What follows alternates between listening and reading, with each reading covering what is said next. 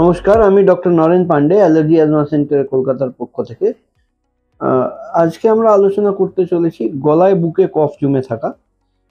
প্রচুর মানুষ এটা নিয়ে কষ্ট পান, আর তার কারণ এবং নিবারণ এই সমস্ত নিয়ে আমরা আজকে আলোচনা করব। আপনারা যারা নতুন দর্শক এসেছেন ওনাদের স্বাগত এবং অনেক অনেক ধন্যবাদ জানাই। আগ্রহ করি লাইক, সাবস্ক্রাইব, কমেন্ট, শেয়ার করার জন্য। আর পূর্ণ দর্শক যারা লাইক, সাবস্ক্রাইব, কমেন্ট, শেয়ার করছেন ওনাদের অনেক অনেক ধন্যবাদ। এখনো যদি সাবস্ক্রাইব না করে থাকেন তাহলে সাবস্ক্রাইব বোতাম টিপে অল প্রেস করলে সমস্ত ভিডিও প্রথমেই আপনি পাবেন। আর আপনারা কে কোন কোন বন্ধু কোথায় কোথায় থেকে দেখছেন জায়গা এবং নাম যদি উল্লেখ করেন তাহলে কমেন্ট সেকশনে, তাহলে আমি পরবর্তী ভিডিওতে আপনার নাম বলে অভিবাদন করতে পারব। তো মূল বিষয়ে আলোচনায় চলে যাই। প্রচুর মানুষের দেখবেন গলায় বুকে কফ জমে থাকে, সবসময় বুক থেকে ঘর ঘর করে একটা আওয়াজ হয়। পাশে যদি মানুষ ঘুমিয়ে আছে সেও ডিস্টার্ব হয়ে যায় একটা ঘরঘরানি আওয়াজের জন্য। আর যার হচ্ছে সে তো প্রচুর পরিমাণে কষ্ট পাচ্ছেনই। এই কষ্টটা এমন নয় যে একদম আপনাকে বিছনা সজ্জা করিয়ে দেবে, কিন্তু খুব ডিস্টার্বিং। আপনাকে প্রত্যেকটা জিনিস থেকে ডিভিয়েট করে দেবে, আপনি কোনো জিনিসে কনসেন্ট্রেট করতে পারবেন না। ইরিটেটিং একটা বিষয় চলে আসে যদি বারবার বুক থেকে একটা কফ চলে আসে, গলা থেকে কফ বেরোয়, বারবার গলা ঝাড়তে হয়। এটা সত্যি সত্যি অস্বস্তি ব্যাপার।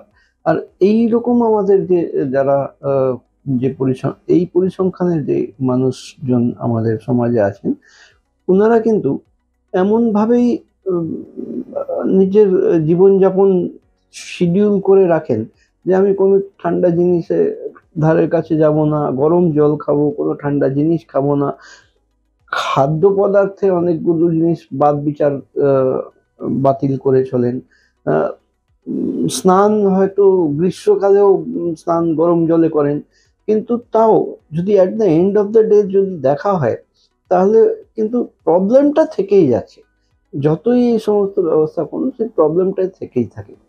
তার কারণ হচ্ছে আমরা যে মূল জায়গা আছে যেখান থেকে এই জিনিসের উৎপত্তি সৃষ্টি হচ্ছে তাকে আমরা দেখি না, তার তার জায়গায় আমরা এই সমস্ত জিনিসগুলো করতে থাকি। কারণ এই মেন কালপ্রিট যেটা আছে, যে এই জিনিসগুলো ক্রিয়েট করে, সেগুলো হলো এনভায়রনমেন্টাল পলিউটেন্টস। এই এনভায়রনমেন্টাল পলিউটেন্টস আমাদের নিঃশ্বাসের সাথে শরীরে প্রবেশ করে এই সমস্ত জিনিসগুলো করে।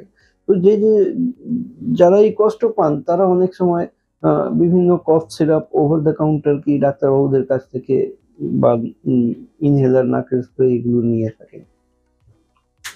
নিশ্চয়ই সিমটোম্যাটিক ট্রিটমেন্ট খুবই প্রয়োজন, সিমটোম্যাটিক, কিন্তু ওটা পার্মানেন্টলি কিছু সলিউশন হয় না।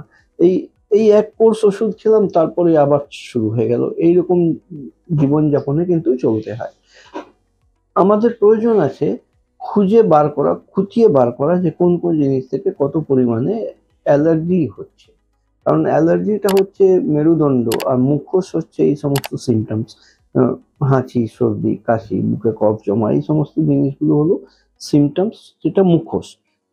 আমরা যদি মেরুদণ্ড শিরদাঁড়া ঠিক করে দিই, সোজা রাখি, তাহলে মুখোশটা একদম সোজা দাঁড়িয়ে থাকবে সামনে। তো সেই শিরদাঁড়াকে খোঁজার জন্য আমাদের প্রয়োজন আছে মডিফাইড স্কিন প্রিক অ্যালার্জি পরীক্ষা করা, চামড়ার মধ্যে পরীক্ষা করে চিহ্নিত করা কোন কোন জিনিস থেকে কত পরিমাণে অ্যালার্জি হচ্ছে। এটা যখনই আমরা চিহ্নিত করতে পারবো তার বিরুদ্ধে আমরা স্পেসিফিক ভ্যাকসিন করার জন্য ইমিউনোথেরাপি ভ্যাকসিন দিতে পারবো। এই ভ্যাকসিনটা মুখে খাওয়া ড্রপ থাকে, ইঞ্জেকশন নয়। ভ্যাকসিন শুনলেই অনেকে কান খাড়া করে ফেলেন, ভ্যাকসিন মানে অনেকগুলো ইঞ্জেকশন নিতে হবে, একদিনে তা নয়। এই অ্যালার্জি পরীক্ষা করতে গিয়ে আমাদের এখানে খরচ পড়ে 2500 টাকা, ফিস আছে 1000। আর অ্যালার্জি ভ্যাকসিন যেটা আছে মুখে খাওয়ার ড্রপ, 1 বছরের কোর্সের চার্জেস হয় 8000 টাকা।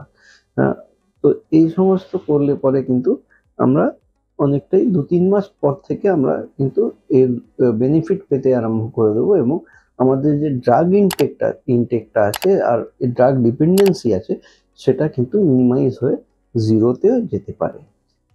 এইরকম পরিষেবা নেওয়ার প্রয়োজন থাকলে স্ক্রিনের ডান দিকে যে নাম্বার দেওয়া আছে 7278034776, এই নম্বরে কল করে আপনারা অ্যাপয়েন্টমেন্ট বা জিজ্ঞাসা যা থাকে সেটা জানতে পারেন এবং অ্যাপয়েন্টমেন্ট নিয়ে এসে এই পরিষেবা নিতে পারেন। আমি কলকাতাতে মৌলালী মাজারের পেছনে ইন্টালি সিনেমা হল আর মাজারের মাঝখানের বাড়িতে অবস্থিত। আজকের মতন এখানেই শেষ করলাম। আপনারা ভালো থাকুন, সুস্থ থাকুন। আমি ডক্টর নরেন পান্ডে, অ্যালার্জি সেন্টারের